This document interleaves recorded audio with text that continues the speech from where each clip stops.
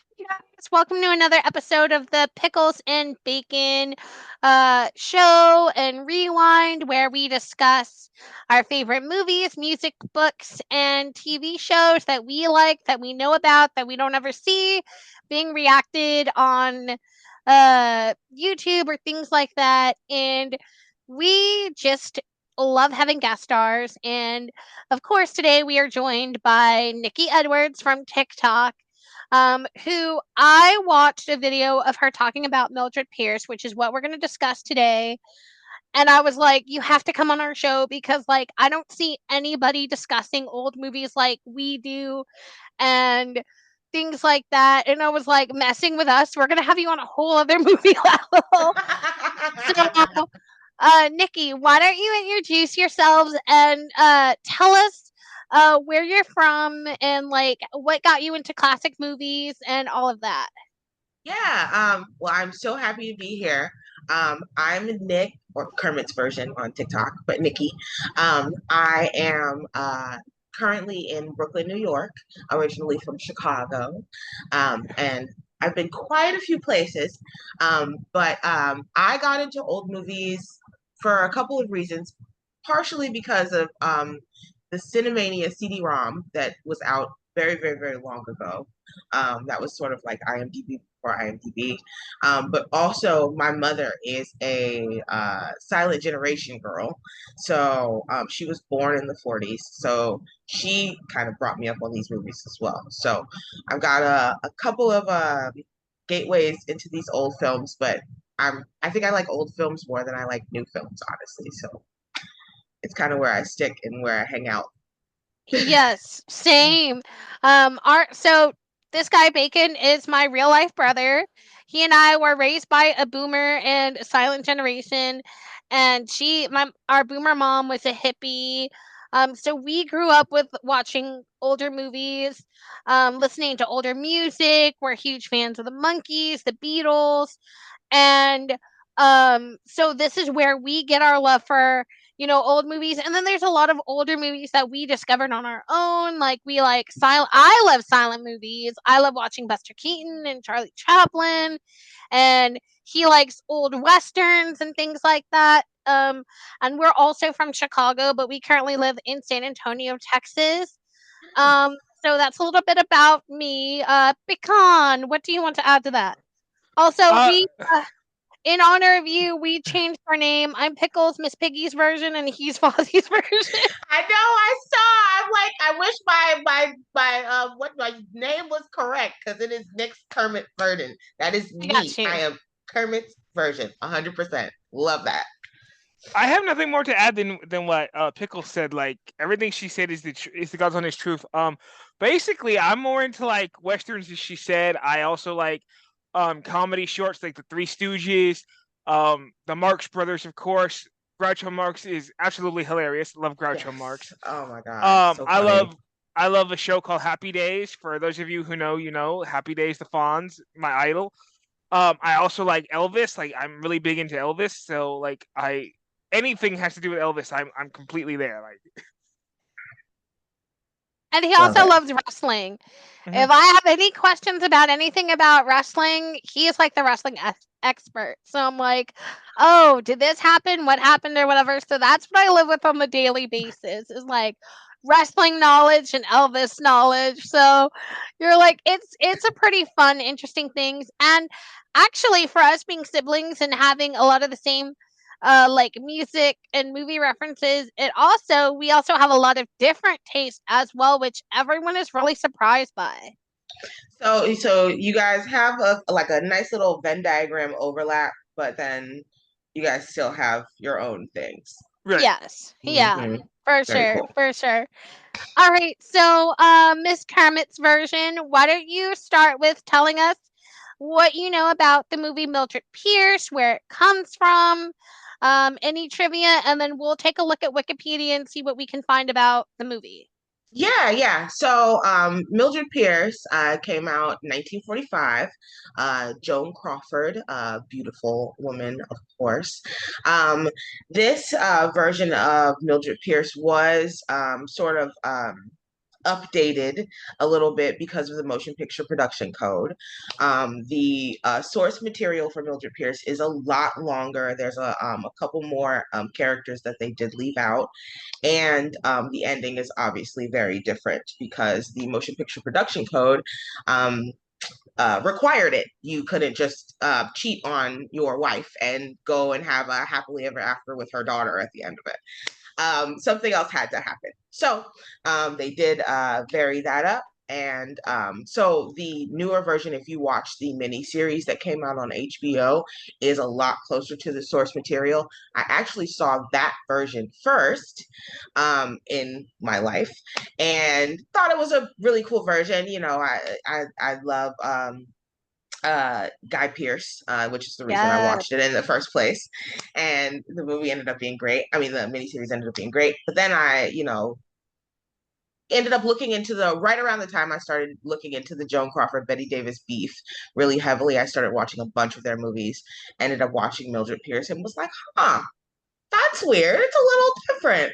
So, very cool to watch both of them, see how they vary the endings and, just how they differ the source material just to fit in with what they needed at that time. Yes. I think I've only seen the mini series like once or twice. I don't remember finishing it. And then I read the book because I always have to be like, I wonder what the book is like. The Mhm. book was, I think, went into more detail. It was a hard read for 1934 because I think some of the vernacular is a little bit different than we would speak now. But as far as the movie, it's in beautiful black and white. You know, Crawford has the best hair, the best makeup. In fact, I think her most famous like picture, when you like picture Joan Crawford in your head, you see the image of her and Mildred Pierce with like the victory curls on the top of her head and like the blood red makeup and the black dress. It's literally what they base Mommy Dearest off of. Like her looks and things like that are literally Mildred Pierce. But that's what I know about it. Bacon, what do you know about Mildred Pierce? I just know it just stars the amazing Joan Crawford. That's really all I know. Mm, I've never actually watched the movie yet, so I'm just gonna just kind of piggyback off what you guys say. So Oh, you Uh, will learn a lot today. okay, Right. So I'm going to share my screen and we are going to look up some information that I found regarding Mildred Pierce. So let's see oh, nope, that's not that, not that. Give me just a second. Okay. So I know that Mildred Pierce came from a book because I saw on here, but Mildred Pierce was a 1945 American melodrama film noir directed by Michael Curtis and starring Joan Crawford, Jack Carson, and Zachary Scott. Also, Eve Arden, Anne Blythe, Bruce Bennett, and it's based on the 1941 novel by James M. Cain. This was Crawford's first starring role for Warner Brothers. After leaving Metro Goldwyn Mayer, she won the Academy Award for Best Actress. In 1996, Mildred Pierce was deemed culturally, historically, and aesthetically significant and selected for preservation in the United States Library of Congress. Wow, this movie, for it being so old and like from being 1945, I think was amazing. But some facts about the production is the working title for Mildred Pierce was House on the Sand, and filming began on December 7th, 1944. Ralph Bellamy, Donald Woods, and George Curro Loris were considered for the roles of Bert, while Bonita Granville, Virginia Wilder, and Martha Vickers were considered for the role of Ida. Scenes for the film were shot in Glendale, Malibu, and California, and permission had to be granted from the U.S. Navy to shoot in Malibu because of wartime restrictions. In 1942, Joan asked to be released from her contract with Metro due to a mutual agreement and joined Warner Brothers seeking better film roles. Crawford campaigned for the lead role in Mildred Pierce, which most lead actresses did not want because of the implied age as the mother of a teenage daughter.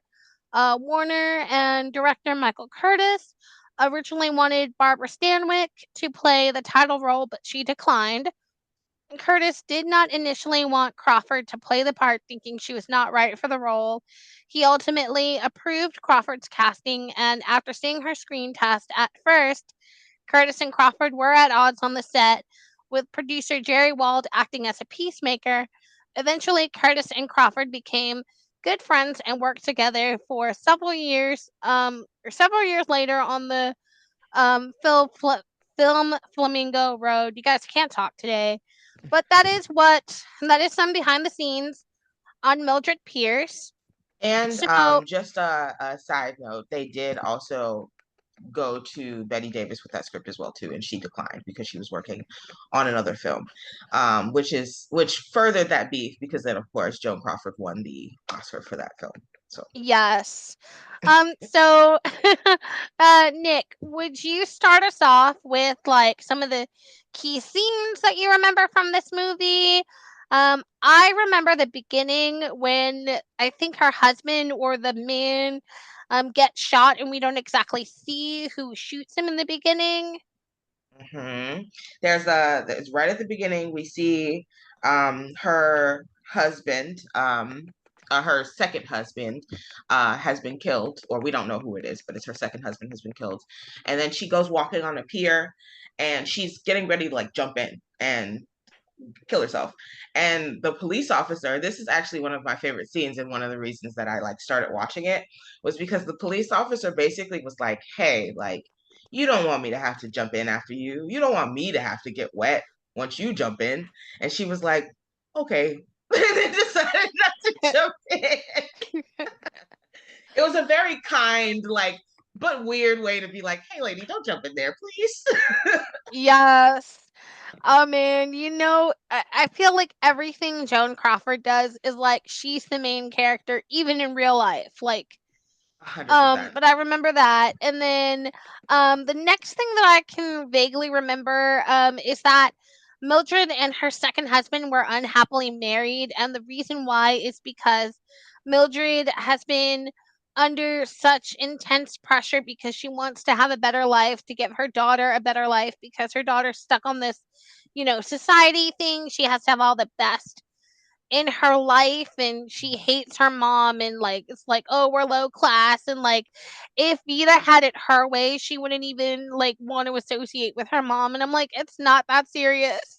Especially because like their other daughter, Kay, she was just fine. She was like just the happy-go-luckiest daughter. She would wear weird outfits. She would go play softball by like whatever it is. I mean, I know she was a little bit more of a tomboy, but she was definitely more just like, I'm just happy to be here. And for some reason, Vita got it in her head that like they were supposed to be the richest family on the block. Exactly. And then her husband has the audacity. Now, I don't remember if he said this in the movie, but I think it was implied. He says, or he does something where he was like, Mildred, you favor your daughters over me. The Mm-hmm. audacity, sir. The Mm-hmm. audacity. Of course she does. I just had a conversation with my friend the other day about this. Like, there are men who just need all the love, and it's like you don't even, it's a different kind of, these are my daughters, Yeah. these are my children, like, thank you for knocking me up, but we have to worry about them right now. Oh, for sure. For sure. Like, I mean, I don't understand why it's such a stigma, or like why it has to be like choose or be chosen. Cause it's like, you're with me and we're supposed to be a family, and anyone who's like that, it's just shouldn't be with you. I also know that I think in this movie she sells baked goods before she starts a restaurant. Sometimes I get this sort of plot line confused with Imitation of Life, because B also started a restaurant in the 1934 version, which we're going to be filming that tomorrow, because we were a little bit behind schedule this week because work and all of that. But I specifically remember Mildred Pierce in the restaurant, in the black outfit, with the hair done up. But I also, working in a restaurant, I also remember her wearing pumps, and I'm like, why would you wear those type of shoes in a restaurant? Like, you're gonna be Tips. walking around all day. Literally tips. That's why I'm telling Exactly. you. That's why they did it. Tips. Hmm. I was like, ma'am, you're gonna have to start leaning over a little bit more. You gotta like think outside the box because there ain't no way. Put your hair There in ain't no pigtails, way. girl, and just go on out. You better put those roller skates on and start going because there is no way. There's no way. It Ooh. kind of reminds me of the movie Triple X with Vin Diesel, where he Mm-hmm. calls out the people in the restaurant. He's like, that girl over there is wearing heels and she's supposed to be a waitress and she'd have blisters on her feet by the end of the day. And I was like, And that's exactly it's how the he knew. things. And that's how he knew. I was like, stop. So I think about that every time I see stuff like that now. And then I also remember that Vita, I don't know what her thing was that she like wanted these material possessions, or like I don't know if it was just for the status of it or because she wanted to have a good marriage, kind of like in Bridgerton. Um and I always remember just being like, even when I first started it when I was a teenager, I was like, I don't understand why she's like this, wanting all of these material things, because at the end of the day, even if you did have money, it doesn't mean you're going to be happy. Yeah. I think she just wanted, she had this visualization of just being a wife, like a rich wife. And the best gateway to being a rich wife is being in a rich family. Because you just collect a husband who just takes you from your house and puts you in his house, and he just starts paying for things. So I think she just didn't want to work, and seeing her mother work twice over really was like, I don't know why it was such an embarrassment for her. That's the thing that bothered me. Like, she was embarrassed by her mother having a job. And it's like, how do you think we're going to pay for these things, lady? Exactly. Exactly. Like I think she was embarrassed. I At first I thought that she was embarrassed because her mom sold baked goods, but then as you see them, getting more money and the more life and all the things that, Vita could get, and then when Mildred loses it all and they have to go back to being poor, she's like, I don't even want to know you. Like, Like, why? lady, these kids, these 40s kids. I know. And I'm like, yeah, I was like, the best things in life haven't even been invented yet. I was like, the cell phone hasn't been invented yet. Which, low key, okay, think about this for a second, because these are the weird things I think about when I'm watching like old films and things like that. If we were to get in a magic time machine, right? Okay, and we went back to the 40s and we took our phones with us. Do you think your cell phone could work on the radio towers? No, no, because the the tower has to be owned by the phone company that you work with. Right. And I get that.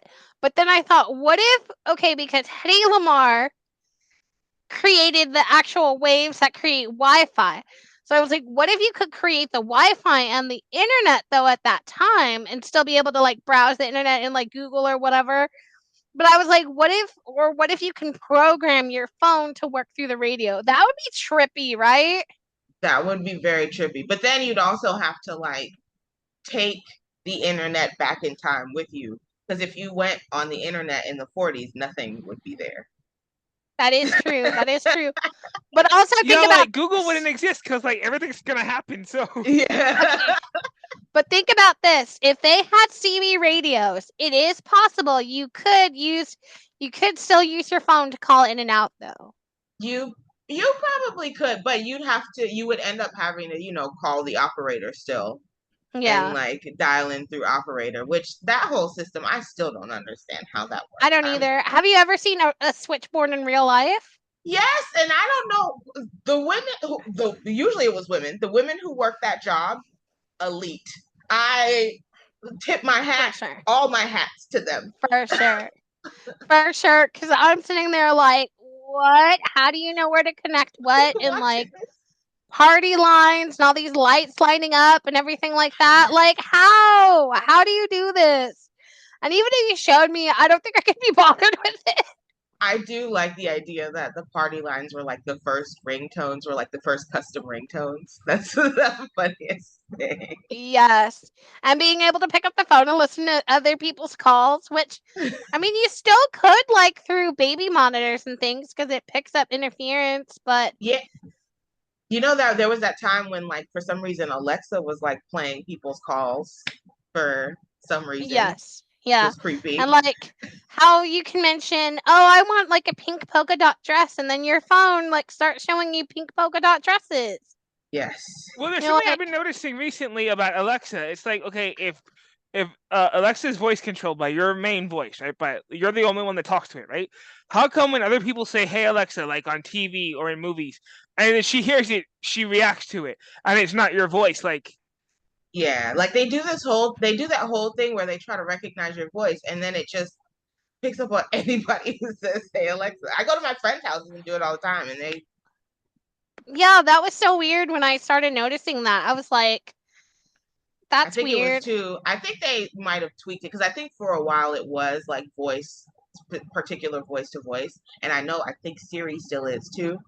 But Alexa I think now is just like generalized because I think people have so many devices in their house that it's like and so many people living in their house. It's really hard to program it to just those people in that house. Yeah.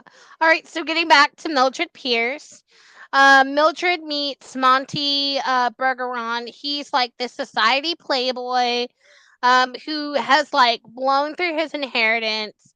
He owns the building that Mildred decides she wants to purchase for a restaurant.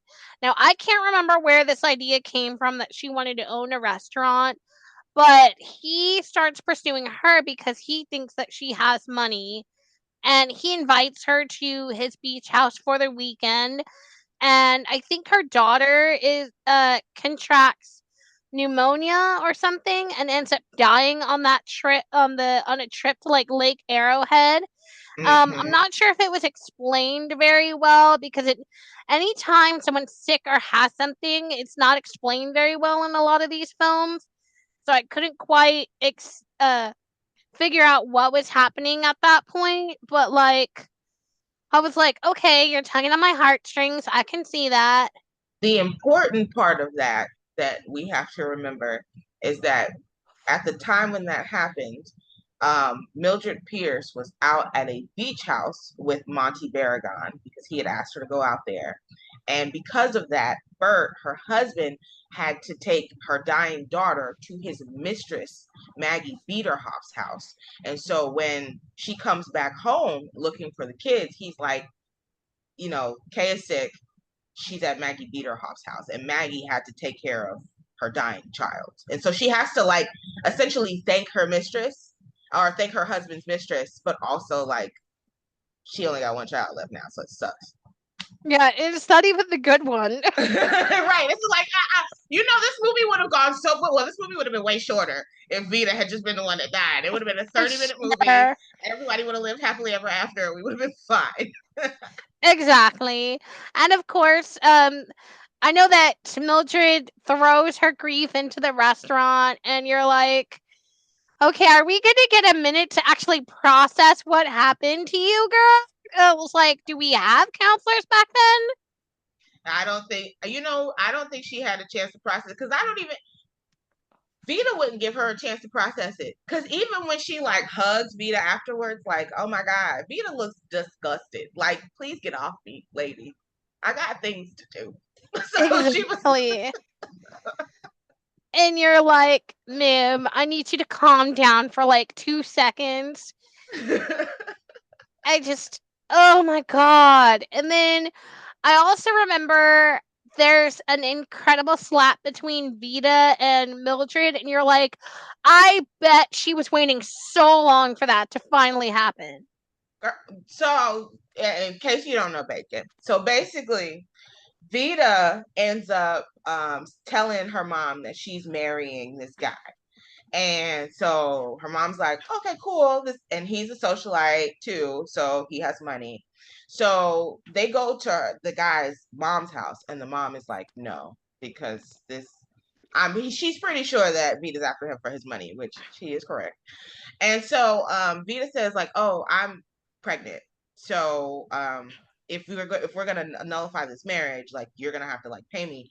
And Mildred's friend is also there too, like her like sort of like smarmy lawyer, not lawyer friend, but he's like the friend who gets you out of a bind, 40 style. But he's like he also has a crush on Mildred. So they all commiserate and decide that he's gonna pay Vita $10,000, which is like $200,000 today, I think. And so once they leave, Mildred is like, "Hey Vita, like, okay, we're gonna have to figure out what we're gonna do about the baby, blah blah blah." And Vita's like, "Oh yeah, like I'm not actually pregnant. I just wanted the money." Ultimate And scam. Got it. yes, and Mildred is so pissed that she slaps her daughter, and then Vita slaps her back. Like they slap each other, and then Mildred's like, "Get out of my house." That's It's what it takes for Mildred to kick Vita out. like, and it was so long coming and so well deserved. Now, I don't think Vita should have slapped her mom, but I get that that was the response that she was going for because she's a total bitch, by the way. Yes, yes. But when Mildred slapped her, it was like, finally, put this girl out of her misery. Because like, why are you doing this? And then like, and I also realized she couldn't say abortion. You couldn't even say that you were pregnant in movies and TV at that time. So for her to be able to say that she was pregnant, first of all, in this movie was a big thing. But to even say that you were not married or that you had other thoughts about not having this kid, no way. There's no way it could have gotten around the code. There is Hollywood a thing from back in those days. Whenever you'd hear a story about an actress who needed to go have a rest, typically it was because they were pregnant and their studio was making them get rid of the baby so that they could continue acting. And a famous quote, I love Betty Davis, she said that she was proud of herself that she was still able to have children once she decided to, because abortions back then weren't like they are now. Like they were harsh. So she and Judy Garland both said that they were like proud to be able to carry their babies because it was not likely that they would have had been able to after all the abortions that they had to have.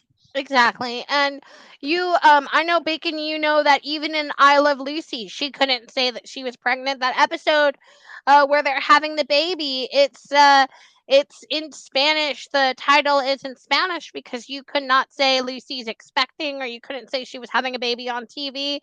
They didn't even let Lucy and Ricky sleep in the same bed. Remember the beds were separate? Yep. Yeah. The code. The code. And then another thing that I remember specifically from um sorry, this Mildred Pierce is that Vita secretly marries that guy Ted Forrester again for his money and his position. We were just talking about that where she got pregnant, and then the last thing that I remember was that she was Mildred wanted to reconcile with her daughter and tries to coax Monty back into her life in in another loveless marriage to improve her social status. And of course, Monty's being the owner of the restaurant, he wants to use the money to settle his debts. And Vita just wants to live out her dream as a debutante and pretends to reconcile with her mom and then moves into Bergeron's house and like lavish Michonne, trying to put on airs, and you're like, ma'am, seriously? Especially because before this, Vita was working at like a nightclub. Like she was like doing a little shimmy dance at the club. Yeah. And Wally, I mean not Wally, her first husband Bert goes to pick up Mildred and is like, hey, I want to take you somewhere.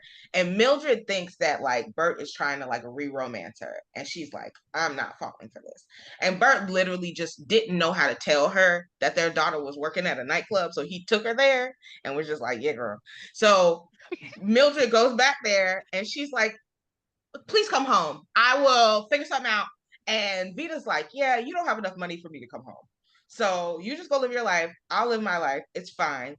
Then when Mildred gets back with Monty, who she does not like, she has realized at this point she doesn't even like him, but he has social status. So she goes on and marries the man. And then Vita just shows up at the door. I'm home, girl. Get out. Okay, now that part I remember because I used to see bits and pieces of it with my mom, so that part I remember. Yeah, and she's just like, "Oh, mom, I've always loved you. I've always wanted to come home." Goodbye. Like, stop lying. You're just doing too much right now. And Mildred just falls for it. Just like, girl, please pick yourself up. Exactly. Kick her to the curb. Come on now. Exactly. And I was just like, again, the audacity. The audacity. And then I also remember that I think this is where the murder plot starts happening because um Monty wants to keep his share of the restaurant, but he's trying to buy out Mildred for her own and he bankrupts her and she ends up having to sell the restaurant. And I was like, how? How did this happen? Like, don't you have a contingency plan? Literally just spending all that between the two of them, between her spending money on Vita and Monty just being her husband and being like, yep, give me this, please. Just loses everything from up under her. I like when I tell you, like, by that time, I would have gone to get my blicky too. Because at this point, like, what else are we doing? Heads would have been rolling. There would have been fires. You know, it would have looked like apocalypse now. There, brimstone would be raining from the sky. Heads would be rolling. I would be. You think I'm loud now? I promise you, the whole neighborhood would know exactly what was happening within 10 minutes because I'd be screaming at the top of my lungs. Like, no way. Absolutely not. And then the last thing that I remember, now this part is kind of hazy because I'm not exactly sure what happens, is that I think that Vita um puts a seed of doubt in her mom's mind that he's going to marry her after he divorces Mildred, and that like gets I think it makes her angry, and then Mildred runs to her car, in tears. So, oh my god, they do that whole like it's prevalent in silent movies. You had to be there, but they're always like every time something bad happens, they're like, oh my god, you know what I'm saying? So it almost seems like a plot for her to fail. Then it's basically it's basically like Vita is at this point. She is like she's so disgusted that she has found out that her mom is bankrupt at this point from Monty. And so she's so disgusted with her mother and has started canoodling with Monty. Because when Mildred comes to the beach house to find Monty so she can pop him, Vita is there. And Monty's all like leaning up on her. And Mildred's like, what is going on? And Vita's like, oh, yes, sorry, mom. We didn't want you to find out this way, but I'm going to run off with Monty. He doesn't really want to be with you anymore. So sorry, girl. And her mom, Mildred, had Bert's gun. And so when she and was like panicking and ran out, she dropped the gun on the floor and went out to her car and, was trying to figure her life out. And as soon as she leaves, and it's such poor timing because I don't know why Monty didn't say anything while Mildred was there, because he very easily could have been like, what? But then once Mildred leaves, Monty's like, I'm not marrying you, Vita. Like, what are you talking about? Like, that's wild that you would even suggest that. Yeah. And Vita is so spoiled and such a little brat that she has a temper tantrum with a gun. So she picks up the gun and has a temper tantrum on Monty and shoots Exactly. him. Exactly. And then now this is like a whole new murder mystery. You're like, what happened? You're like, where are we?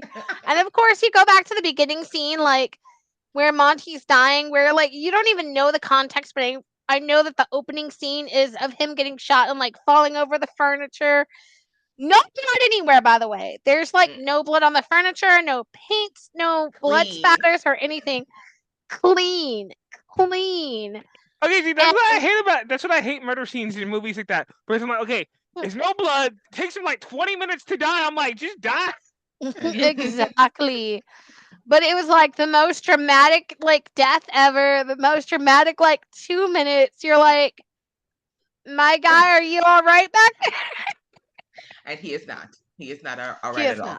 not. He is not. He is murdered. And you're like, no. Now, I know that the cops did they find out right away that they thought Vita killed him or that Mildred killed him? Because I think they thought that Mildred had done it. No, so what happened was when they so Vita calls her mom, calls Mildred after she shoots Monty. And she's like, Mom, please come help me. I messed up. And of course, Mildred is, I don't want to call her dumb. She's a mom, whatever. Naive. Yeah. And yeah, she is very naive. And so she comes back to the beach house. She sees that Monty is dead. And so she's like trying to figure out what to do. So the friend Wally that I was talking about earlier that liked Mildred, she decides she's going to call Wally and tell him to come to the beach house. Wally comes to the beach house.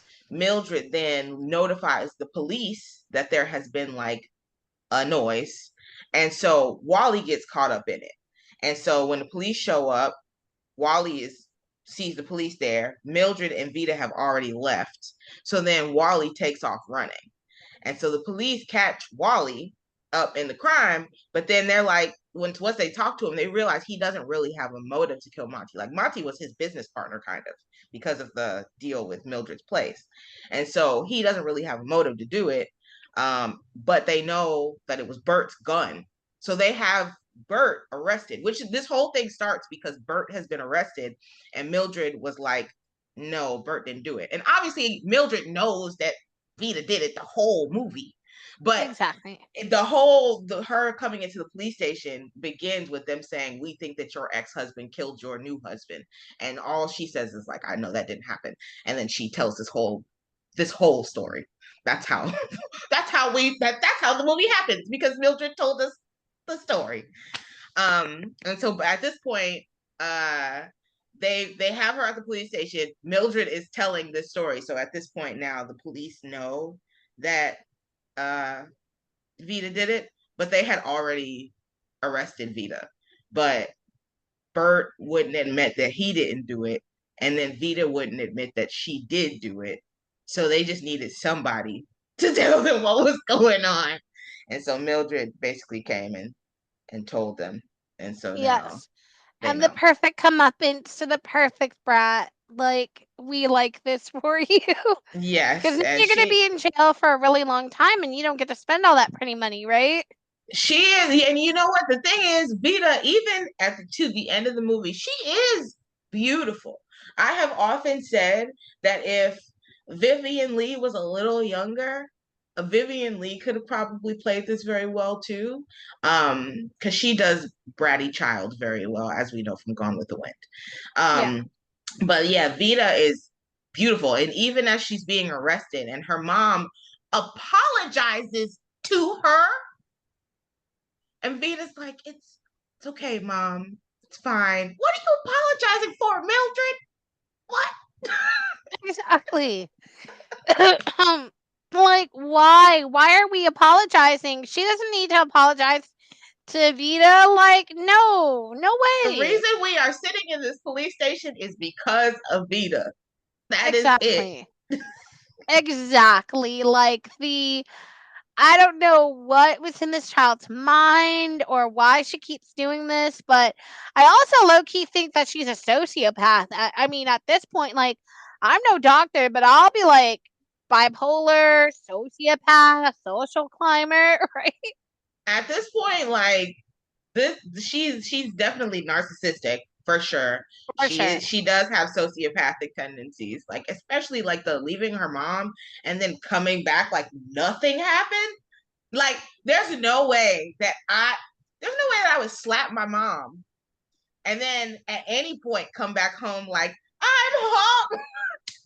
Like everything's fine Exactly. and nothing happened. Like, no, you don't get a second chance. Exactly. Like, are you kidding me? My mom, my family, they wouldn't even allow me. Like the amount of like even if I did come home, the amount of reminding me and throwing it in my face for everything that I did, even if I've already repented, I've paid all the money back, like I've been on the straight and narrow. Like, are you kidding me? There is Like no way that my mom would then fund my rich lifestyle just because I came exactly. home. Exactly. I'm like, no, we are Hispanic. We do not do things like that. I This movie is so it's funny to watch because it really I know it's about a mother's love and considering the fact that we have like mommy dearest as like a direct like dichotomy to this, it's really Exactly. weird to watch, but it is interesting to watch Joan Crawford be this like doting, loving mother who is so like obsessed with the love of her child that she's willing to do anything. And to be honest, even as much as I love the girl, I think I could have seen Barbara Stanwyck playing this role. I could. I I don't think I could have seen Betty Davis doing it. Yeah, no, I could see where they were going with Barbara Stanwyck, but I also feel like Barbara Stanwyck had just done Stella Dallas, which Yes. kind of mimicked a little bit. Like I noticed that Stella Dallas is sort of similar to Mildred Pierce in certain ways, so I can see her not wanting to do a film like this. But yeah, I could totally see her in that role. I could also see someone like um, um Katherine Hepburn maybe doing something like this. Yeah, As yeah. far as the look, but I think Joan Crawford was right on the money for this. She was just like tortured enough. Um, she's like pre a very good what's her name? What's I can't remember her name. My brain is blanking from Imitation of Life, the later one. Lana Turner. Oh, Yeah, Lana Lana Turner. Turner. She's a very good pre Lana Turner. She has that same kind of like soft energy, but like with a little hardness behind it, and then she's very beautiful. So it's very easy to just watch her on screen, even if she's doing the most ridiculous things. Even though I have my little beefs with Joan, I am a Team Betty girl. But Same.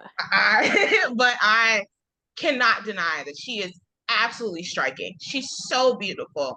And like her and her fur coat and her um little hat thing walking into the police station is so Oh like yeah.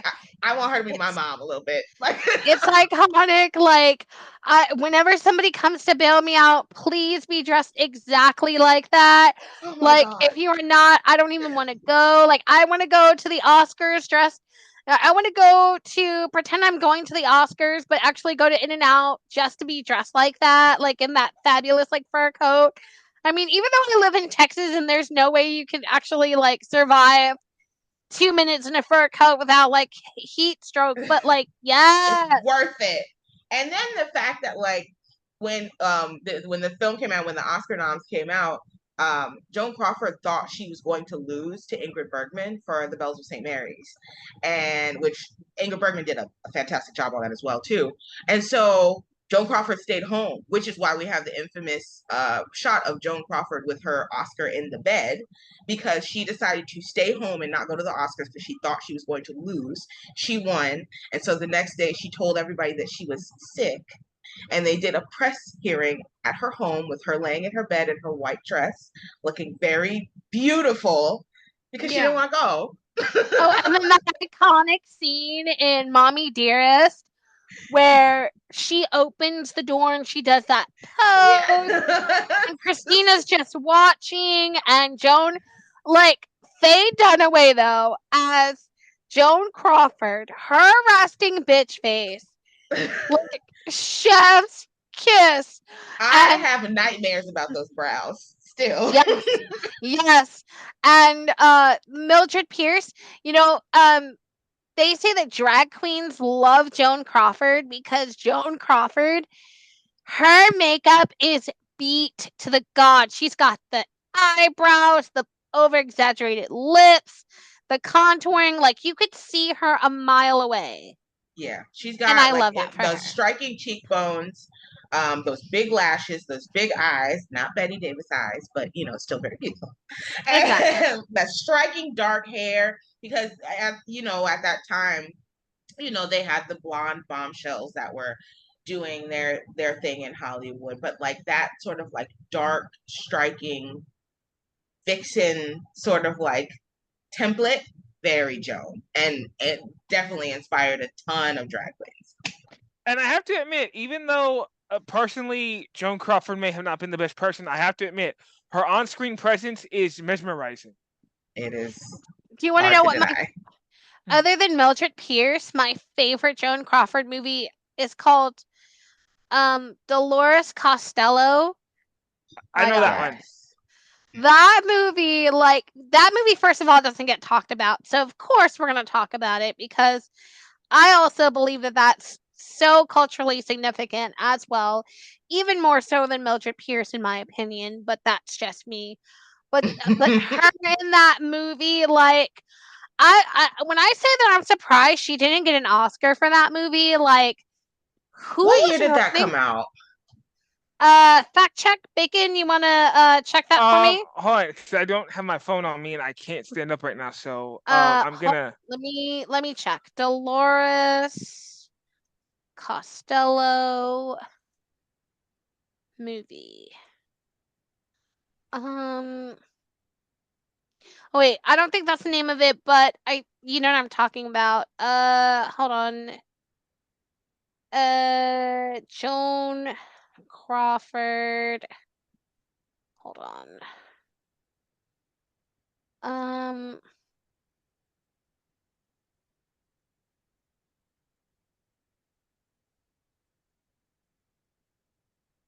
Uh. Is it Daisy Kenyon? No, I think no. It's sorry. It's not Dolores Costello. It's the story of Esther Costello. Oh, okay, Um, okay. I knew where I was going, but I was thinking about something else. It came out in 19. Let's see, what does it say? 1957. So this was like 13 Mm, years after Mildred Pierce. Oh my god! But this I want to movie, I see. think that movie was her best movie. I want to Period. see what the. Well, now I gotta look it up because I always like to look up these things to see who. Okay, so that year, Ingrid Bergman won for Anastasia, Best Actress. And Best Actress nominations for that year were Ingrid Bergman for Anastasia, Carol Baker for Baby Doll, Katharine Hepburn for The Rainmaker, Nancy Kelly for The Bad Seed, and Deborah Kerr for The King and I. Yes. Yeah, so there Yes. was a good running. The Bad Seed was up that year, so that was a good year. Yeah, the bad seed. I'm thinking we might do that for Halloween. It just depends because I also want to work on Lord of the Rings because there's so much stuff for the Lord of the Rings to get through, and I don't know how to research it, but we're gonna figure it out.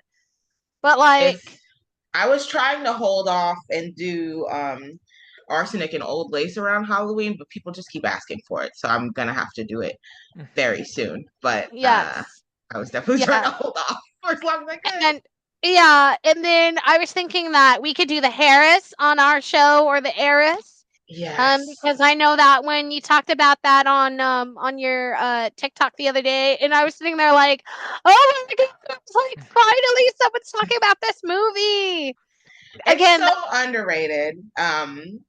I I actually also need to do a video about uh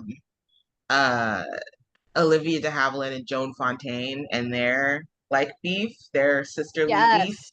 Yes. because that was like literally until they died. Like even Joan Fontaine said Olivia's gonna be pissed if I die before her. Cause she did like everything She did. before her and she actually did die before her, like She years did. before. Oh my god. So Bacon, Ryan Murphy, who directs and like created American Horror Story, has like one of these side shows. I think it was called American Feud. And season one, I think was about Betty Davis and Joan Crawford. And then the Interesting. second one, I don't know if it was the second one, but I think in that first one with Benny and Joan, they had Joan Fontaine and Olivia de Havilland. And Homegirl was up in Switzerland and she sued Ryan Murphy. Like, Olivia de Havilland did not play when it came to her image. Like, I loved that about her. See, I love Olivia de Havilland, and I think she's an amazing actress. She also had one of my most favorite horses in one of her movies, whose name at the time was Golden Cloud in the Robin Hood movie, who later on became Trigger, the Roy Rogers horse. Oh, really?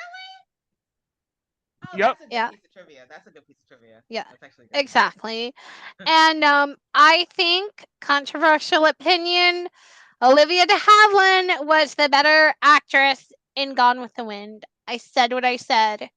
She lived so let me okay, so I am with you, but I think it's also because Olivia de Havilland, like Melanie's character was so it's hard for us to see how Melanie would be so kind to Oh Scarlet yeah. after all that. Like so it is heart-wrenching to see her still be so kind to Scarlet. But I mean, she does really have like the sweetest role in that film. Like Melanie can do no wrong. So I mean, Exactly. I'm by the end of it when she's sick and it is heartbreaking. It really is, and so I get that. I totally get why you would say she's a better, but I Vivian, Oh yeah, but she's Scarlett just Scarlett O'Hara's resting bitch face when she opens that door in that red dress and she has that moment and the camera's right in her face. Let me and just then say, Melanie comes over and she's like, "Oh, sister." exactly, exactly, and you're like, wait, you're like, what just happened? You're not gonna. I was like, you're better than me. You're better than me because I couldn't do it. And the whole movie is just like, you better than me, Melanie. You are better. You are better than all of Exactly. us. Exactly. Like, I'm all like, is Melanie even a real person? Can you really see her? Because this has to be an angel. Because, Because like, I know that you said that you love Leslie Howard. I damn, I he know. get on my nerves. I mean, he's okay, but like, I've seen his version of Pygmalion, which like I love, but like low key, don't you think that like Tom Hiddleston can play him in the biopic? Yes. Oh, 100%. 100%. That face. I'm just That saying, yeah. Like all they like, got to do is give him a blonde little swoopy over. It's exactly, already like, there. hello, Hollywood. I've got ideas. Stop making remakes. Like, we could do this. We need some life stories. We need to start. Exactly. Like, Leslie Howard died mysteriously in a plane crash during the World War II. I'm like, that deserves its own movie. I am telling you right now. I would watch it. The one of the funniest things who was it? I think it was I can't remember who said it, but after the miniseries, the Mildred Pierce miniseries came out, Yeah. um, what is that man's name? The one who does the scary movies. It's Oh, the one Tim Burton. no, the one who did the um Oh, the Oh my God, the axe murder. No, I think I know what you're talking about. the one who did not oh my god, I cannot believe it's slipping my mind. The one the Pet Cemetery one. The Okay, yeah. the he made the other version of The Shining, not the good version, but he made the other version of The Shining. He's the scary movie guy. Yeah, What yeah, is it? yeah. I'm gonna have to look it up. But he actually said about the miniseries, the Mildred Pierce miniseries, he said that Kate Winslet had an amazing star power, and said that Joan Crawford probably would have hated her because she For was so sure. For good in sure. that movie. I mean, but isn't Kate Winslet amazing in everything?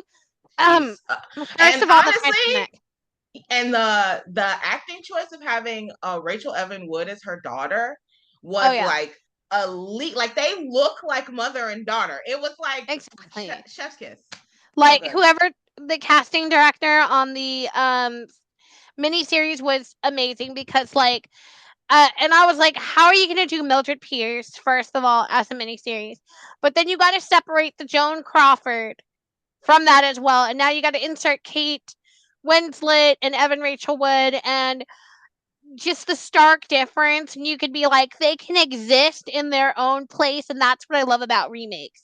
If they can if you're going to redo it and you're going to use the source material, make it be in its own little space where it can thrive.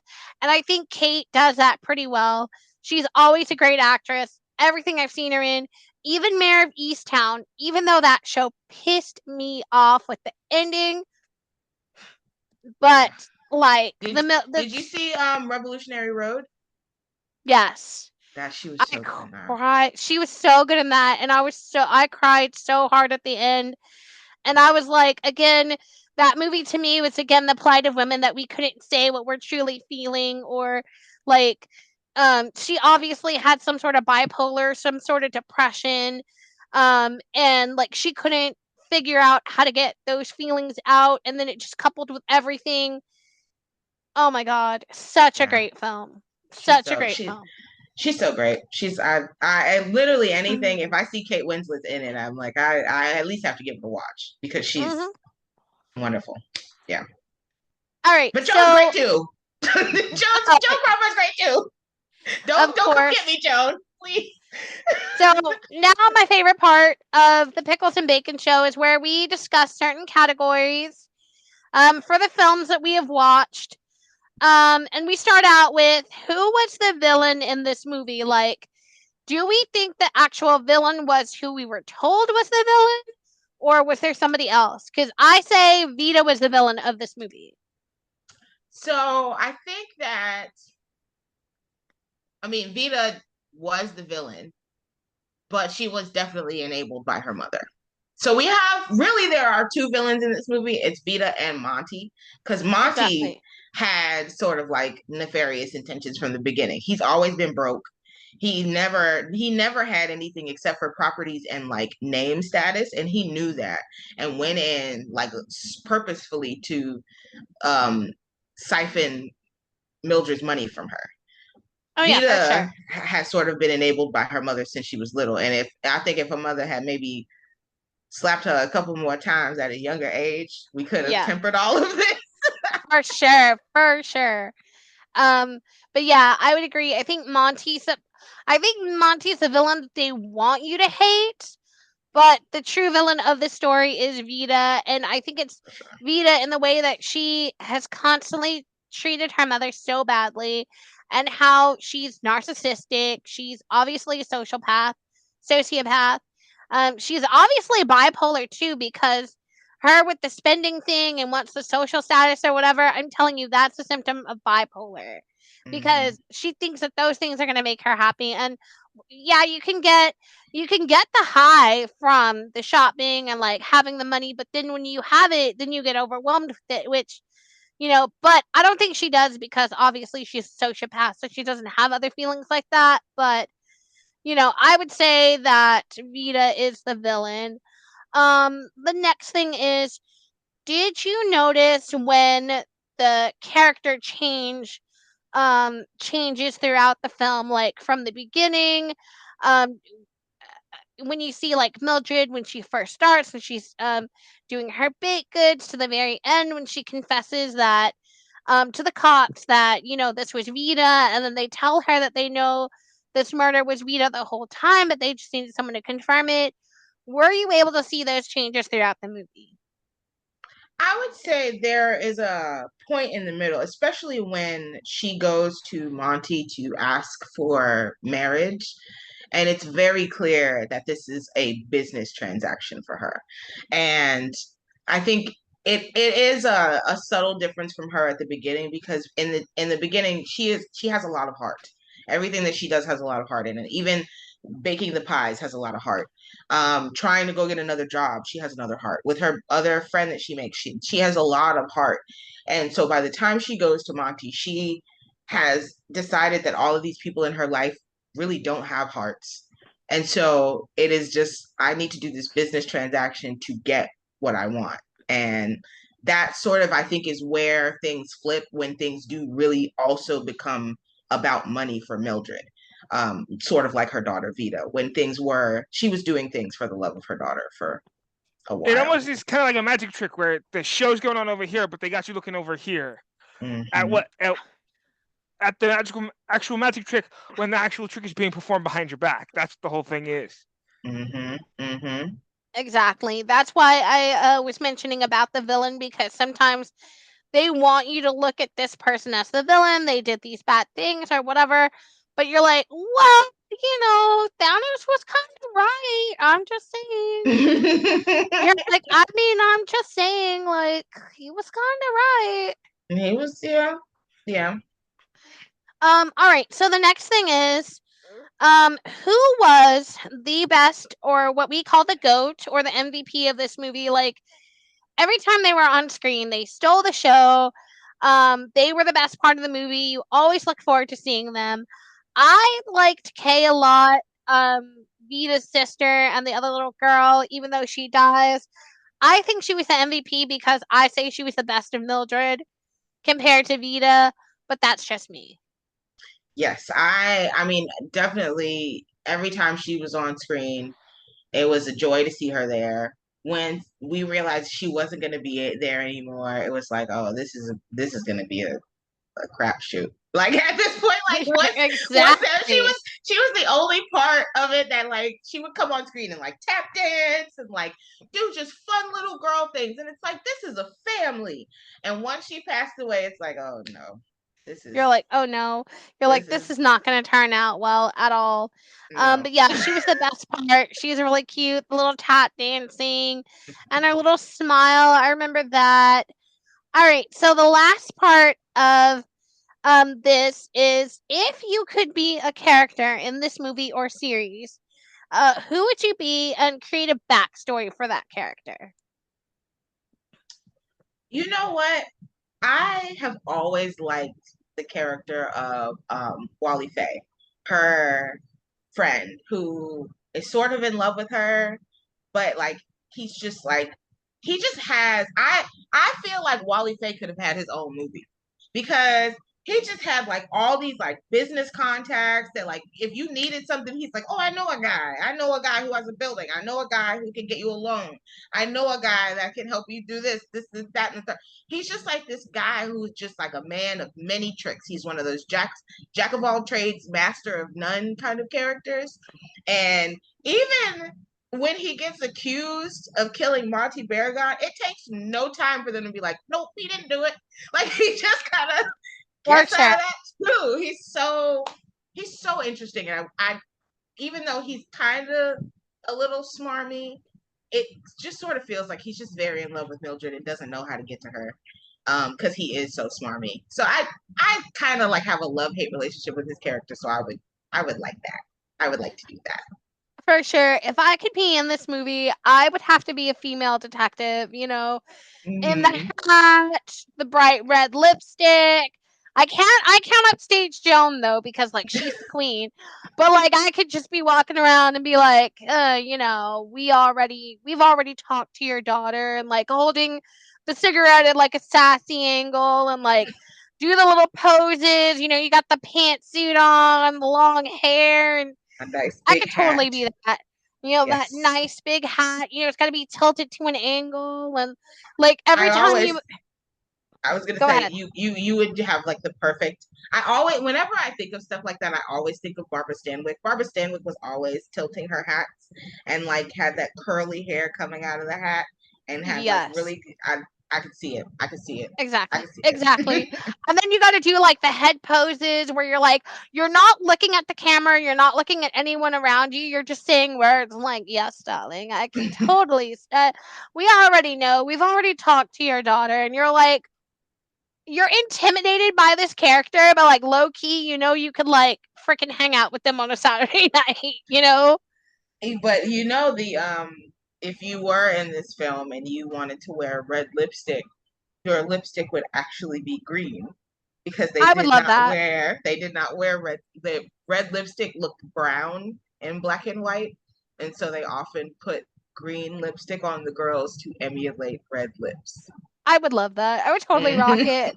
That's why when you see colorized pictures of like what they think they actually would look like, I'm like, there's no way that they would look like that because the makeup is all wrong. Like if you go back and look at like Betty Davis in Of Human Bondage, where she's like, there's some wild scenes, by the way, in that movie. But there's like this one particular scene where she's like really sick at the end and her hair's like all messed up and she's like really pale. And you just know they went to town with that smoky eye and that like the blue pancake makeup to make her look really, really, really pale. And you're like, whoever did the makeup in that movie, like, that was Fun amazing. fun fact for that when she got sick at the end, Betty Davis did her own makeup. You see, Betty Davis is a queen. Betty Davis is a fucking queen. By the way, Nikki also talked about that movie of Human Bondage. You've never seen that movie with me, but that is one of my favorite Leslie Howard movies next to Mhm. Pygmalion, which Pygmalion is the talking version of what became My Fair Lady, which I don't like My Fair Lady because of the singing. Um, but anyways, I digress. But that movie is so amazing. And then not only that, but Betty Davis in her acting and the way she treats Leslie Howard's character in that movie. And I'm just saying, like, and he it's kept going back, like, every time why? that's one of my favorite. Like when I'm telling my friends who don't watch black and white movies about black and white movies, that's one of my favorite ones to tell them about. Because by the end of it, they're like, "Again?" I'm like, "Yes, he again." You're like, again, to the Guess who came end, back again? They're like, exactly. Again and again, and but yeah, her makeup in that movie is what there are some points I'm like, I can't believe that got through the code, or her looking like that got through the code, because you're like, wow. it's literally only because they changed it to tuberculosis because they were trying to give my girl syphilis.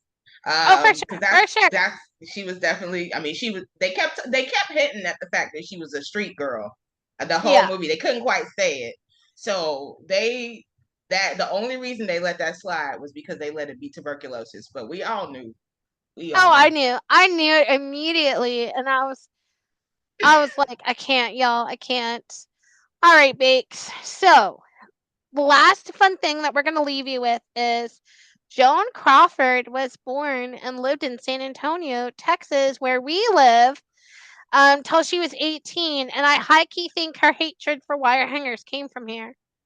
I don't know.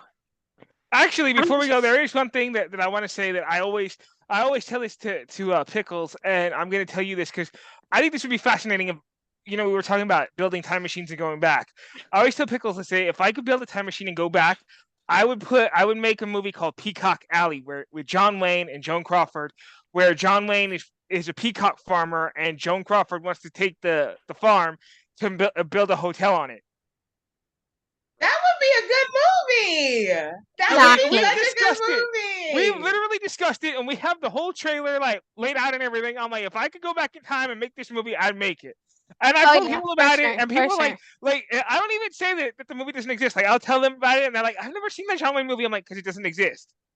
Oh, yeah. That would be We such a good movie. we created it because I worked at a hotel in downtown San Antonio, and their main lobby is called Peacock Alley. And I w- and he- he's always like, that sounds like a John Wayne movie. And Because then, he's got a movie called Blood Alley. If you know anything about John Wayne, he's got a movie called Blood Mhm. Alley, and he yeah, sits in a chair, much like I'm sitting, and he goes 5,000 miles through Blood Alley, like literally, like the way that he says it, and I'm like, I could see him saying, "You want to build a hotel on my farm?" My Like literally, yeah. peacock farm. yeah. So the movie that we created, we even plugged this into Chat GBT, and like they took it to a whole nother level. We created. We said that John Wayne is a peacock farmer, and Joan Crawford wants to build a soda factory on his I property said because hotel, she likes but land. Hotel, soda factory, we're gonna make art imitate life. And I was like, of course we have to have side plots.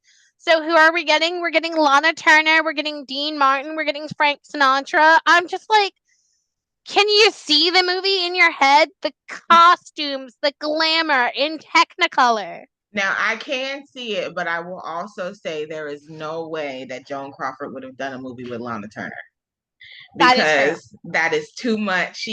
Joan has to be up here. yeah, Lana would have because been that would too have been too close. much eye candy. Like Exactly. Joe Crawford and Lana Turner, like nah, it Exactly. wouldn't have worked. Exactly. No, but I mean it was such a great thing and I love it. But anyways, we want to thank you for being on our show. It has been a pleasure. You are welcome to come anytime. We love discussing old movies. And where can everyone find you? I am on TikTok at if you type in Tink 1029 TINK 1029, you'll find me under the name Nick Kermit's version. And very soon I will probably also be moving to YouTube. So be on the Yay! lookout for that. But for right now, I am on TikTok, Tink1029. And I had an amazing time doing this podcast. Please invite me back again. This was so fun. You guys are Always, you're always welcome a back. gem and a dream. Absolutely. Same goes for us. We would love to be on your YouTube show. We will discuss anything. You can find me on TikTok. I'm always the pickle something. This time I think I'm Pickles the Cat Lady on TikTok. I'm Poppycock Guild 1 on Instagram. And I no longer have X. And don't ever find me on Facebook. If you find me, I'll deny it. Bacon, It may look like you, but it's not you. Bacon, where can you be found? Well, you can find me mostly here on YouTube or on TikTok under Deke Rivers 0907, which, for those of you who don't know, Deke Rivers is a character from an Elvis movie because a lot of people have asked me where I got that from, and it's actually one of my favorite characters from an Elvis movie that he did called Loving You, where he plays this character that we've come to find out later on was not actually his name, but more on that later. Mm. Well, Bacon, I do want to say before we go, you have a face for old movies. You could have done old movies and you would have done very well. Thanks.